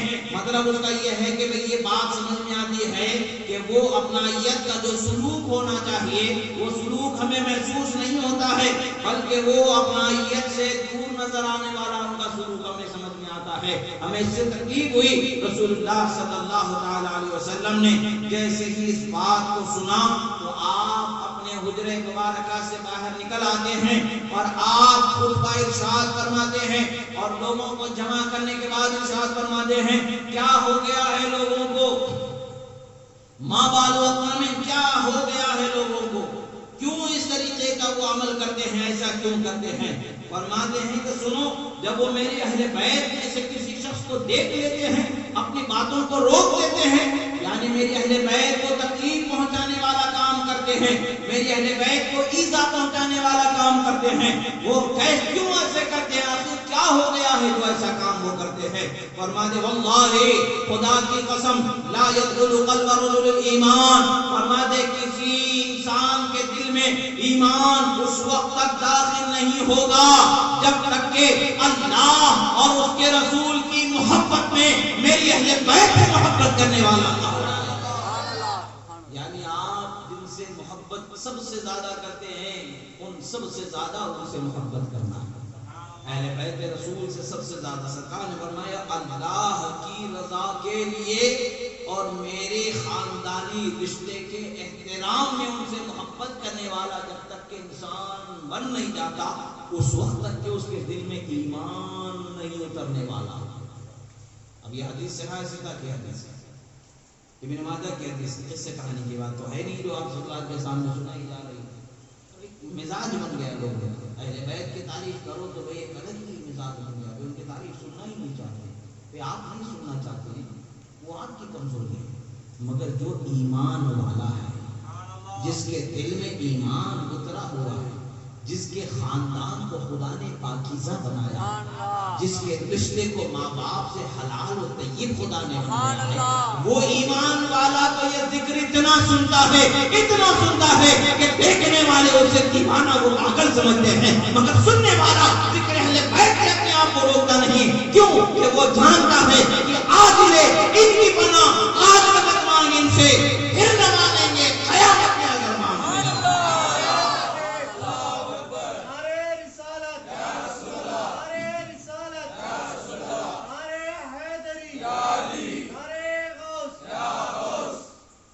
دوسری حدیث ہے حضرت عباس سے روایت ہے، آپ فرماتے ہیں کہ قال قلت یا رسول اللہ ان قریشا اذا لقي بعضهم بعضا لقوهم ببشر حسن واذا لقونا بوجوه لا نعرفها قال فغضب النبي صلى الله عليه واله وسلم غضبا شديدا وقال والذي نفسي بيده لا يدخل قلب رجل الايمان حتى يحبكم ولرسوله ولقرابته۔ امام احمد ابن حنبل نے اس حدیث کو روایت فرمایا مسند احمد میں، پھر اس کے بعد نسائی شریف جو صحیح ستہ کی ایک کتاب ہے اس میں روایت فرمایا گیا، اور امام حاکم نے روایت فرمایا، امام بزار نے روایت فرمایا۔ یہ روایتیں ان حدیث کی کتابوں میں ہونا کیا بتاتی ہے؟ بھائی بات تو حق ہے جو بیان ہو چکی ہے، مانو گے تو حق سے جڑو گے، نہیں مانو گے تو حق سے پھرو گے، حق پر کوئی فرق نہیں آنے والا ہے۔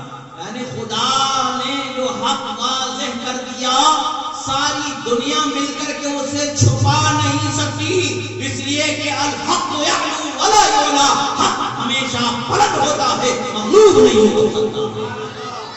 اللہ کے رسول صلی اللہ علیہ وسلم سے عرض کیا، حضرت عباس رضی اللہ تعالیٰ عنہ نے کہا یا رسول اللہ قریش کے کچھ لوگ ہیں جو آپس میں ایک دوسرے سے ملتے ہیں تو بڑے ہنستے مسکراتے چہروں سے ملتے ہیں، اور اسی حال میں ہم اگر ان کے سامنے چلے جاتے ہیں تو ان کے چہرے کھنچ جاتے ہیں، ان کے چہرے اتر جاتے ہیں، وہ ایسے طریقے سے ملتے ہیں جس طریقے سے کہ ہمیں محسوس ہوتا ہے کہ انہیں ہم سے ملنا ناگوار ہو رہا۔ یہ حضرت عباس نے جب رسول اللہ سے سنایا تو رسول اللہ کا حال کیا ہوا؟ فغضب النبی غضبا شدیدا، فرماتے ہیں کہ نبی بہت زیادہ غصے میں آئے، سرکار مدینہ صلی اللہ علیہ وسلم شدید غصے سے آپ نے اعلان فرمایا، والذی نفسی بیدہ، فرمایا اس ذات کی قسم جس کے قبضے قدرت میں میری جان ہے، یعنی رب ذوالجلال کی قسم، لا يدخل قلب رجل ایمان حتی یحبکم ولرسولہ ولقرابتہ، فرمایا کوئی شخص اس وقت تک کے مومن ہو ہی نہیں سکتا، اس کے دل میں ایمان آ ہی نہیں سکتا جب تک کہ اللہ اور اس کے رسول اور رسول اللہ کے خاندان کا احترام کرتے ہوئے تم سے محبت کرنے والا نہ ہو جائے۔ یہ رسول اللہ کا فرمان کیا بتاتا ہے؟ اہل بیت کی شان کو ایک الگ جدا خدا نے بیان فرمایا، ان کی خصوصیتوں کو ایک الگ خدا نے بیان فرمایا ہے، ان کی خاص خصوصیتیں ہیں جو ان پر ان کے مولا نے خاص انعام کے ساتھ خاص طور سے جاری و ساری فرمائی ہیں، جس کا ہم اور آپ اندازہ نہیں لگا سکتے ہیں۔ پھر فرماتے ہیں حضرت ابی سعید الخدری رضی اللہ تعالی عنہ سے روایت ہے کہ آپ فرماتے ہیں، حضرت ابو سعید الخدری رضی اللہ تعالی عنہ فرماتے ہیں کہ رسول اکرم صلی اللہ تعالی علیہ وسلم سے میں نے سنا، منبر پر تشریف فرما ہے، آپ فرماتے ہیں ما بال رجال یقولون ان رحم رسول اللہ لا تنفع قومه یوم القیامہ۔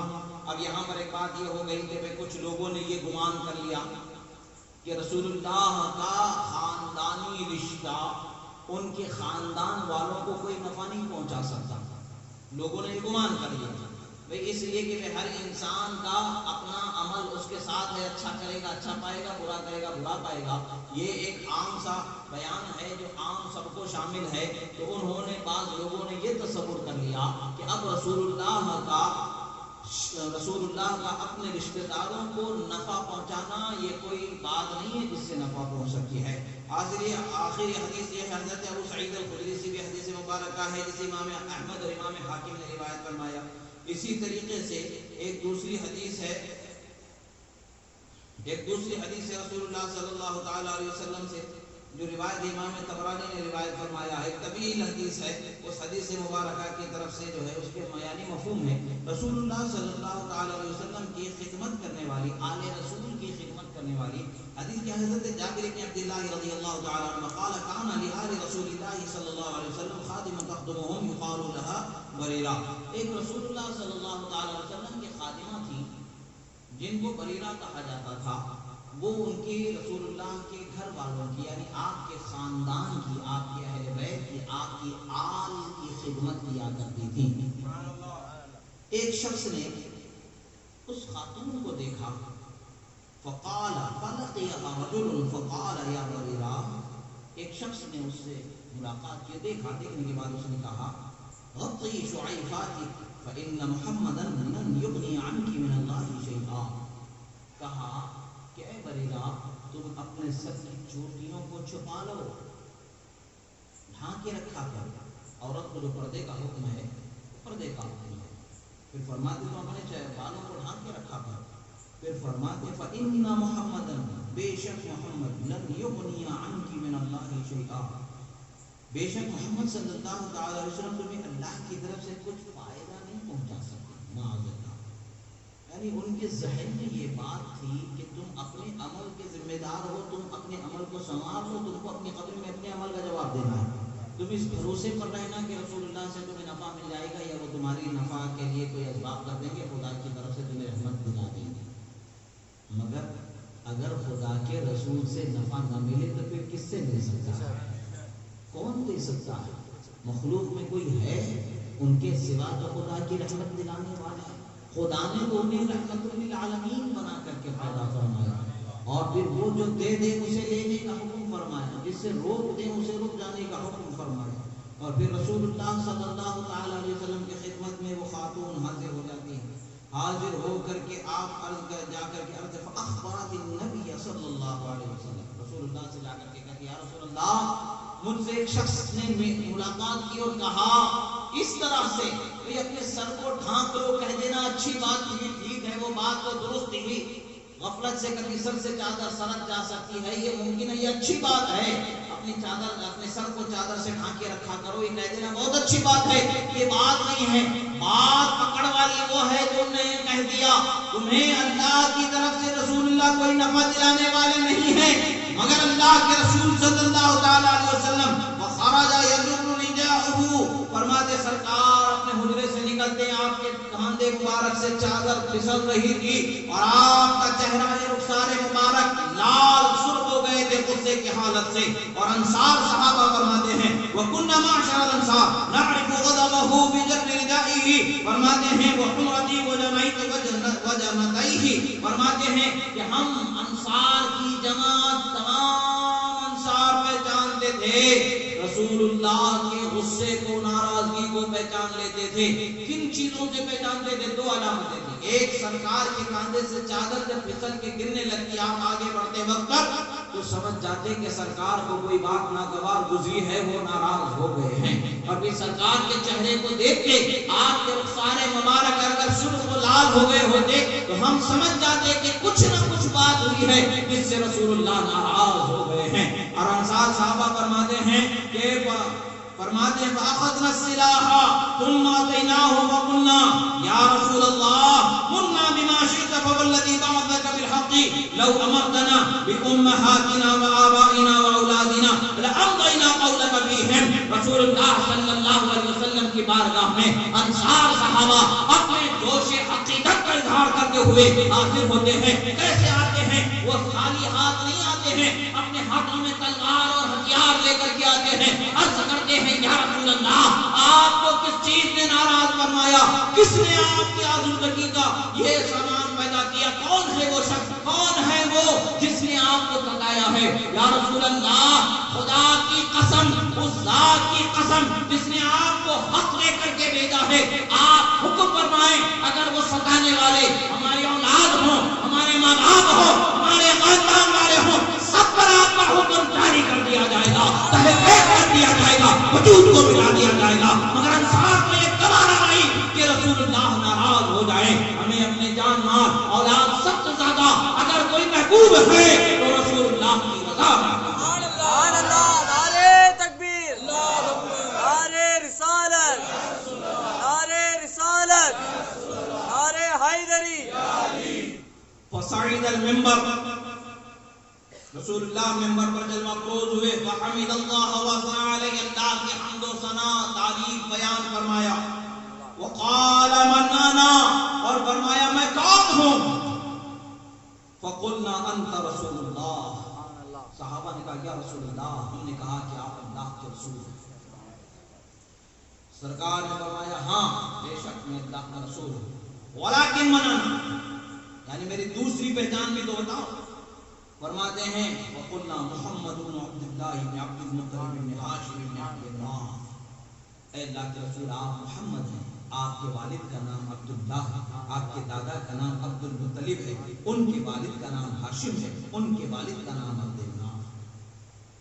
رسول اللہ صلی اللہ علیہ وسلم کا شجرہ سنا دیا گیا، سبحان اللہ، خاندان بتا دیا گیا۔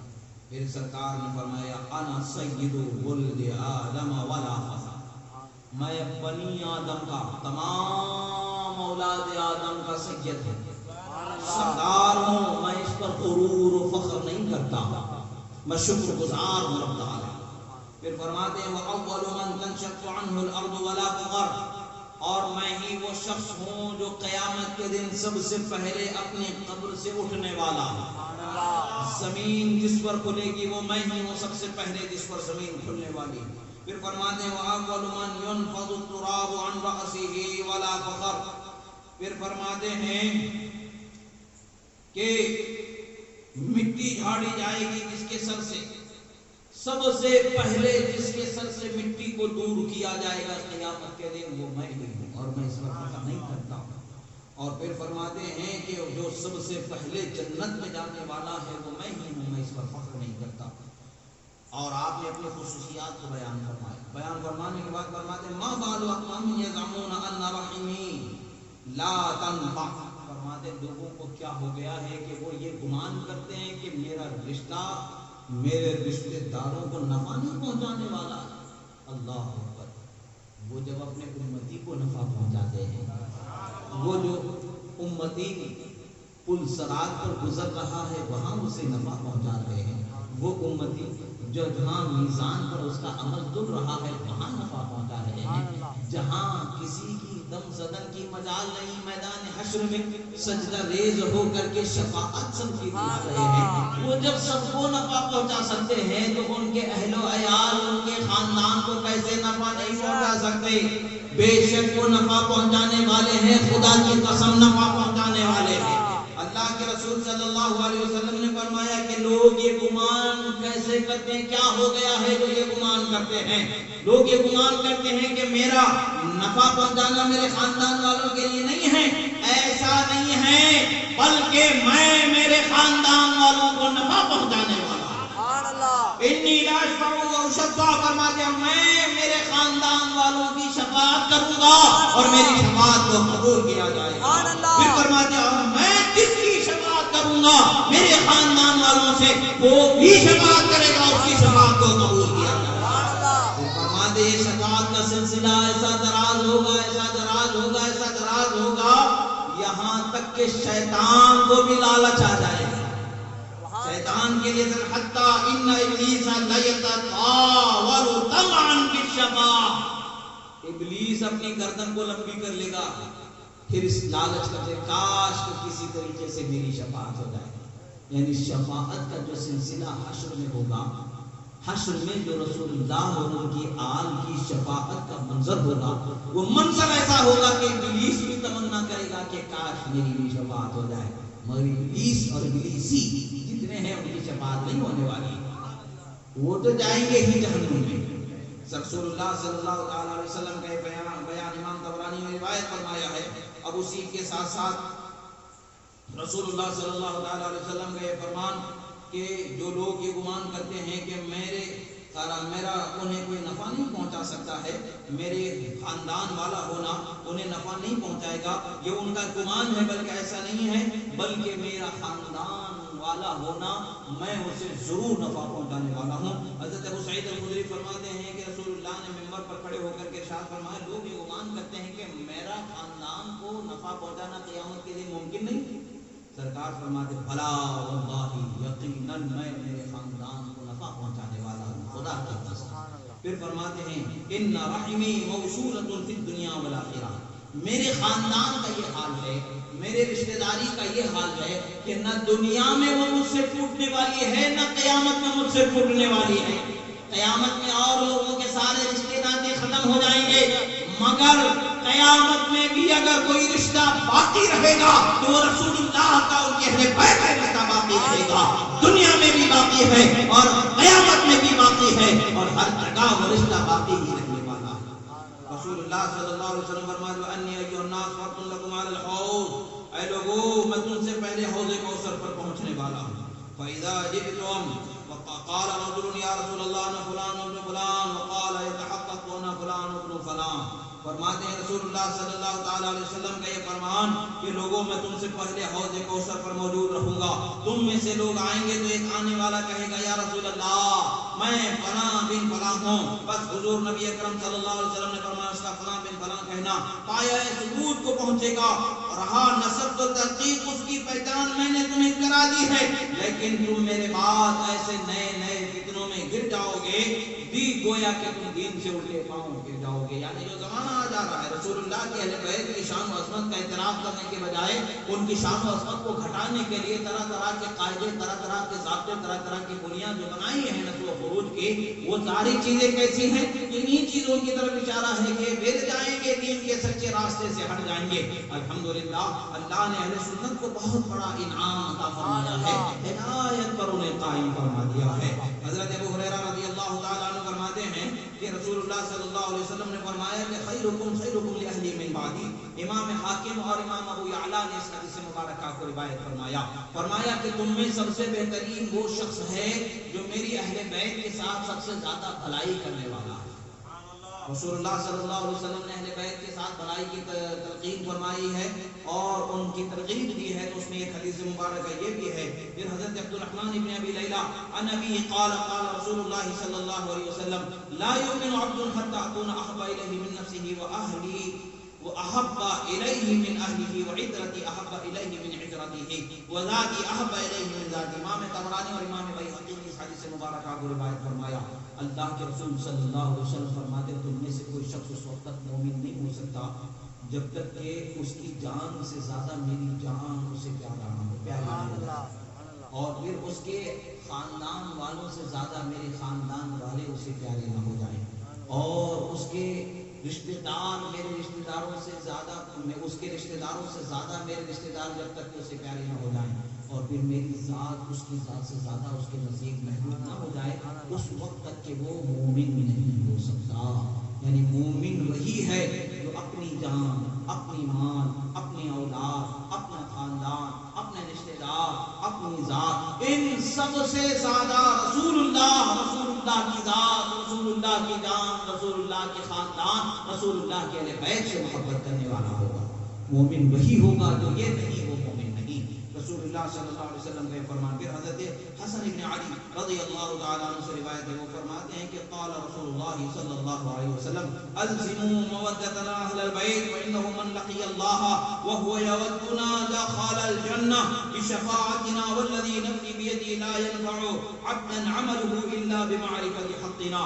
امام طبرانی رضی اللہ تعالیٰ عنہ سے حدیث مبارکہ روایت ہے، آپ فرماتے ہیں، امام طبرانی نے اس حدیث کو روایت فرمایا، حضرت امام حسن مصطفیٰ رضی اللہ تعالی عنہ روایت فرماتے ہیں کہ رسول اللہ صلی اللہ علیہ وسلم نے فرمایا کہ اے لوگو ہم اہل بیت کی محبت کو مضبوط لازم پکڑ لو، ہم اہل بیت سے محبت کرو، بے شک وہ شخص اس حال میں اللہ سے ملے گا کہ وہ ہم سے محبت کرنے والا ہوگا، اللہ اسے جنت میں داخل فرما دے گا، اللہ اسے جنت میں داخل فرما دے گا، اور وہ ہماری شفاعت کی وجہ سے جنت میں داخل کر دیا جائے گا۔ اور پھر فرماتے ہیں اس ذات کی قسم جس کے قبضہ قدرت میں میری جان ہے، بندے کا عمل اسے کوئی فائدہ نہیں پہنچائے گا اس وقت تک جب تک کہ وہ ہماری محبت کے حق کو پہچاننے والا نہ ہو جائے۔ یعنی اللہ تعالیٰ کے رسول نے بیان فرما دیا تمہارے عمل مقبول ہوں گے مگر تب جب تمہارے دل میری اہل بیت سے محبت کرنے والے ہوں گے۔ محبت اہل بیت سے لبریز دل، اور جس دل جس جسم میں دھڑکتا ہے اس جسم سے کی جانے والی اخلاص سے کی جانے والی عبادتیں قبول کر لی جائیں گی۔ اور اللہ کے رسول صلی اللہ تعالی علیہ وسلم سے اور بھی حدیث مبارکہ حضرت امام حسین شہید کربلا رضی اللہ تعالی عنہما سے روایت ہے، وہ بھی اسی طریقے کی روایت فرماتے ہیں کہ وہ روایت امام حسن مصطفیٰ سے ہوئی بعینی وہی روایت اس کے دوسرے راوی حضرت امام حسین رضی اللہ تعالی عنہ ہیں۔ یہی ہے کہ ہم اہل بیت سے محبت کرو، جو بندہ ہم سے محبت کے حال میں یعنی محبت کرنے والا ہو کر کے وہ اللہ سے جا ملتا ہے، یعنی وہ اس حال میں مر جاتا ہے کہ وہ ہم سے محبت کرنے والا ہوتا ہے، کہ یقیناً اللہ تعالیٰ اسے ہماری شفاعت سے جنت میں داخل فرما دے گا، اور جب تک کہ وہ ہماری محبت کا حق نہیں پہنچانے گا اس کے عمل کا اسے فائدہ نہیں ملنے والا ہے۔ اسی طریقے سے حضرت ابی رافع ان رسول اللہ صلی اللہ علیہ وسلم قال لعلی، حضرت ابی رافع فرماتے ہیں حضرت رسول اللہ نے حضرت مولا علی رضی اللہ تعالی عنہ سے فرمایا کہ اے علی، تم اور تمہارے چاہنے والے حوض کوثر پر روشن چہروں کے ساتھ پہنچائے جاؤ، سبحان اللہ، اور تم سے عداوت کرنے والے بغض رکھنے والے کالے چہروں کے ساتھ پیاس کی حالت میں پہنچایا جائے۔ محبت اہل بیت کامیابی کی بڑی ضمانت ہے۔ اور پھر حضرت جابر بن عبداللہ رضی اللہ تعالی عنہما سے روایت یاد فرماتے ہیں کہ رسول اللہ صلی اللہ علیہ وسلم نے فرمایا انما سمیت بنتی فاطمہ، حضرت خاتون جنت فاطمہ کا نام فاطمہ کیوں رکھا گیا؟ سبحان اللہ، فاطمہ اس لیے رکھا گیا کہ ان کے چاہنے والے کو جہنم سے چھٹکارے کا مژدہ عطا فرمایا۔ سرکار فرماتے سمیت بنتی فاطمہ لأن اللہ فاطمها وفاطم محبیها عن النار۔ امام دائمی نے اس حدیث مبارکہ کو روایت فرمایا، فرماتے ہیں کہ میں نے میری بیٹی فاطمہ کا نام فاطمہ اس لیے رکھا کہ اللہ نے اسے اور اس کے چاہنے والے کو جہنم سے آزاد فرما دیا، یعنی خاتون جنت کا نام فاطمہ ہے کیونکہ وہ جہنم میں جانے ہی والی نہیں ہے، اور پھر جو ان کا چاہنے والا ہے وہ بھی جہنم میں نہیں جانے والا ہے۔ وہ اللہ کا فضل ہے کہ ہمارے دلوں میں ان کی محبت ایسی بسی ہے، ہمارے گھر میں دیکھیں تو وہ فاطمہ تو وہ فاطمہ تو فاطمہ تو فاطمہ تو فاطمہ نکلتی چلی۔ یہ نام رکھا کیوں جاتا ہے؟ فاطمہ زہرا کی محبت میں نام رکھا جاتا ہے، یہ تمنا کی جاتی ہے کہ قیامت میں ان کی کنیزوں میں ہماری بچیوں کو خدا اٹھائے۔ اور پھر حضرت ابن مسعود رضی اللہ تعالی عنہما سے روایت ہے کہ فرماتے ہیں کہ عن النبی صلی اللہ تعالی علیہ وسلم قال حب آل محمد، یہ بڑی عظیم بات امام دہلوی نے حدیث مبارکہ کو روایت فرمائی۔ آپ فرماتے ہیں کہ حب آل محمد یوما خیر من عبادت سنۃ ومن مات علیہ دخل الجنہ۔ امام دہلوی فرماتے ہیں کہ آل محمد سے محبت ایک گھنٹے کی کرنا، ایک گھنٹہ جو ان کی محبت میں گزر جائے، یعنی ان کے ساتھ اچھا سلوک کرتے ہوئے حسن سلوک کے ساتھ محبت کے ساتھ گزر جائے تو وہ حال کیا ہوگا؟ فرماتے ہیں کہ ایک سال کی عبادت سے زیادہ وہ ایک گھنٹہ بہتر بنا دیا گیا، اور جو ان کی محبت میں دنیا سے جائے گا خدا اسے جنت میں ضرور داخل فرمائے گا۔ اللہ کے رسول صلی اللہ تعالی علیہ وسلم کا یہ فرمان ہمیں بتاتا ہے کہ کیا ہے، پھر سرکار صلی اللہ علیہ وسلم ایک خوبی کی چیزیں بتاتے، خیر و برکت کی علامتیں بتاتے ہیں۔ فرماتے ہیں کہ حضرت زید بن ارقم رضی اللہ تعالی عنہ سے روایت ہے، مرفوع ہے حدیث، فرماتے ہیں خمس من اوتیہن لم یقدر علی ترک عمل الآخرۃ، فرماتے ہیں 5 چیزیں اگر کسی کو خدا دے دیتا ہے تو وہ دنیا کی طرف توجہ کم کرتا ہے اور آخرت کی عمل کی طرف زیادہ اس کی فکر ہوتی ہے۔ وہ 5 چیزیں کیا ہیں؟ یاد رکھنے کی چیزیں، زوجۃ صالحہ، نیک بیوی مل جانا، نیک بیوی مل جانا ایک چیز، وہ بنون ابرار، فرماتے ہیں نیک اولاد مل جانا، نیک بیوی مل جانا، نیک اولاد مل جانا، وحسن مخالطۃ الناس ومعیشۃ فی بلدہ، اور پھر کیا ہے؟ ایک تو لوگوں کے ساتھ اچھا سلوک کرنے والے اچھی اخلاق مل جانا، ایک نیک بیوی مل جانا، پھر نیک اولاد مل جانا، لوگوں کے ساتھ اچھا سلوک کرنا، کتنے ہو گئے؟ نیک بیوی، نیک اولاد، لوگوں کے ساتھ اچھا سلوک، 3 چیزیں ہو گئی۔ اس کے بعد جو معیشت فی بلدی، روزی کا ذریعہ اسی کے ملک میں اسی کے گاؤں میں خدا اس کو دے دینا۔ یہ 4 چیزیں ہیں۔ روزی رزق کا ذریعہ اسی کے گاؤں میں مل جانا، اسی کے ملک میں مل جانا، اور لوگوں کے ساتھ اچھا سلوک کرنے والے اخلاق مل جانا، نیک اولاد مل جانا، نیک بیوی مل جانا۔ 4 چیزیں تو ہیں۔ اب 5ویں چیز کیا ہے؟ وَحُبُّ آلِ محمد صلی اللہ علیہ وسلم فرماتے ہیں اور آل محمد کی محبت عطا ہو جاتی ہے۔ جس کی بیوی نیک ہوگی، نیک اولاد جس کو ہوں گے، اچھے اخلاق جس کے ہوں گے، جس کے شہر میں جس کی روزی جاری ہوگی، اور جو اہل بیت سے محبت کرنے والا ہوگا، وہ آخرت کی فکر کرنے والا ہوگا، دنیا سے دل لگانے والا۔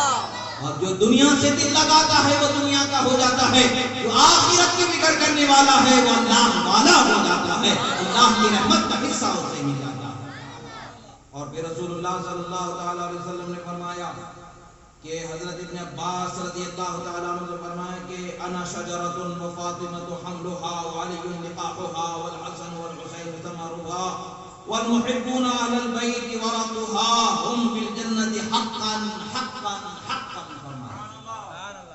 حضرت عبداللہ ابن عباس رضی اللہ تعالیٰ عنہ روایت فرماتے ہیں کہ نبی اکرم صلی اللہ علیہ وسلم نے فرمایا کہ میں درخت ہوں اور فاطمہ پھل کی ابتدائی حصہ ہے۔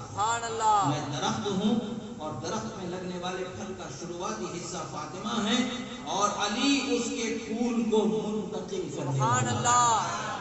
اور پھر فرماتے ہیں حسن اور حسین اس درخت کے پھل ہیں، اور جو ان سے ہم سے محبت کرنے والے ہیں اس درخت کے پتے ہیں۔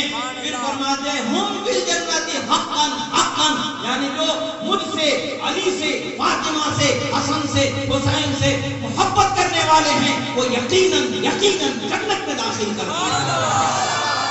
یہ اللہ کے رسول صلی اللہ علیہ وسلم کا فرمانا۔ اور پھر اہل بیت کے ساتھ حسن سلوک کرنے والے کے لیے انعام کیسا ہے؟ رسول اللہ صلی اللہ علیہ وسلم سے روایت حضرت مولا علی فرماتے ہیں کہ اربعۃ انا لہم شفیع یوم القیامہ، 4 وہ لوگ ہیں میں جن کا قیامت میں شفاعت کرنے والا ہوں۔ 4 لوگ ہیں وہ جن کی رسول اللہ شفاعت کریں گے۔ وہ 4 لوگوں کی خصوصیات کیا ہیں؟ المکرم ذریتی، فرماتے ہیں کہ میری اولاد کی، میری اہل بیت کی عزت و تعظیم کرنے والے کی میں قیامت میں شفاعت کروں گا۔ اب لوگ سوچتے ہیں کہ جب سادات ہوتے ہیں، اہل بیت سے ہوتے ہیں، تو لوگ ان کے کوئی دست چومتا ہے، کوئی پاؤں چومتا ہے، تو کوئی ان کے ادب کرتا ہے، تو کوئی ان کے لیے کرسی کا اہتمام کرتا ہے، تو کوئی چپل سیدھی کرتا ہے۔ سر کیوں کرتے ہیں؟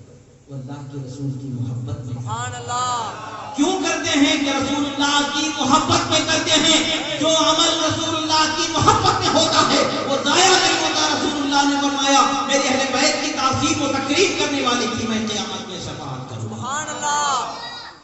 چھوٹا سا عمل کر لیا شفاعت کا حقدار ہو۔ پھر آگے فرماتے والقاضی لہم حوائجہم، اور ان کی ضرورتوں کو پورا کرنے والے کی میں قیامت میں شفاعت کرنے والا ہوں۔ اگر اہل بیت کی کوئی ضرورت ہے اور اس کی ضرورت کو کوئی دوسرا شخص پورا کر دے گا تو قیامت میں رسول اللہ اس شخص کی شفاعت فرمانے والا ہے۔ پھر فرماتے والساعی لہم فی امورہم عندما یضطروا الیہ، اور ان کے معاملات میں جب وہ پریشان ہو جائیں تو ان کے معاملات کو حل کرنے میں مدد کرنے والے کی میں قیامت میں شفاعت کرنے والا ہوں۔ اور پھر فرماتے والمحب لہم بقلبہ ولسانہ، اور جو ان سے دل سے زبان سے محبت کرنے والا ہے میں اس کی شفاعت کرنے والا ہوں۔ رسول اللہ صلی اللہ علیہ وسلم نے یہ فرمایا، حدیث کو کنز العمال میں روایت فرمایا گیا، یعنی اللہ کے رسول نے اپنی اہل بیت کی جو فضیلتیں بیان فرمائی ہے وہ ہوائے نفس سے نہیں بیان ہوئی ہے، بلکہ وہ وما ينطق عن الهوى ان هو الا وحی یوحی کا صحرا رسول اللہ کے سر پر سجا ہے۔ وہ جب بھی جو بھی بولتے ہیں وہ پیغام الہی ہوتا ہے، وہ دین ہوتا ہے اور حقانیت ہوتی ہے، اور اس حقانیت کو کوئی کسی نام سے بولے قیامت تک کے چھپا نہیں سکتا ہے۔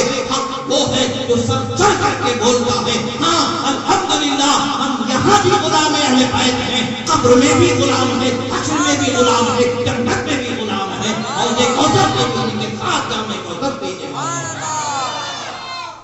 اللہ کے رسول صلی اللہ تعالی علیہ وسلم کی محبت میں اہل بیت سے محبت کرنا یہ ایمان کی عظیم علامتوں میں سے ایک علامت ہے۔ اللہ کا شکر ہے کہ اللہ تعالیٰ نے ہمیں اس محبت کا سلیقہ عطا فرمایا، ان کی محبت کی عظمت کو سننے سمجھنے کا موقع نصیب فرمایا۔ اللہ رب العزت کی بارگاہ میں دعا ہے، جو کہا گیا سنا گیا، کہنے میں سننے میں جو غلطیاں ہوں گی اللہ تعالیٰ اسے معاف فرمائے، جو حق و صحیح کہا گیا اللہ تعالیٰ اسے قبول فرمائے، جو صحیح و درست کہا گیا اسے ہمارے سینوں میں محفوظ فرمائے۔ پروردگار ہم گناہگار ہیں، ہمارے گناہوں کو معاف فرما، ہم خطاکار ہیں، ہماری خطاؤں کو معاف فرما۔ مولا ہم گناہگار ہیں، ہمارے گناہوں کو معاف فرما۔ ہم میں جو بیمار ہیں انہیں شفائے کاملہ و عاجلہ عطا فرما، ہم میں جو قرضدار اسے بار قرض سے سبکدوشی عطا فرما۔ پروردگار جہاں کہیں بھی مسلمانوں پر ظلم ہو رہا ہے مولا ظالموں کو نیست و نابود فرما، مظلوم مسلمانوں کی مدد فرما، بیٹوں بیٹیوں بے سہاروں کے لیے اسباب و سہارے کو کفو و مہیا فرما، ان کے گھر، ان کے رزق، ان کے اسباب رزق، ان کی زندگی، ان کی معیشت کو خوب بحالی عطا فرما۔ مولا ہمارے ملک میں ہمیں امن امان چین و سکون عطا فرما۔ مولا ہمیں دنیا و آخرت میں سچے غلامان اہل بیت فرما۔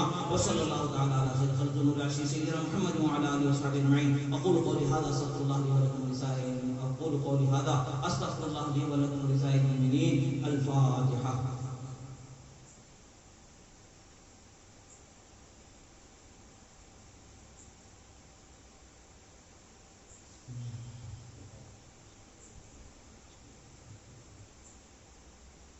قال الله تعالى في شان حبيبنا الله وملائكته يصلون على النبي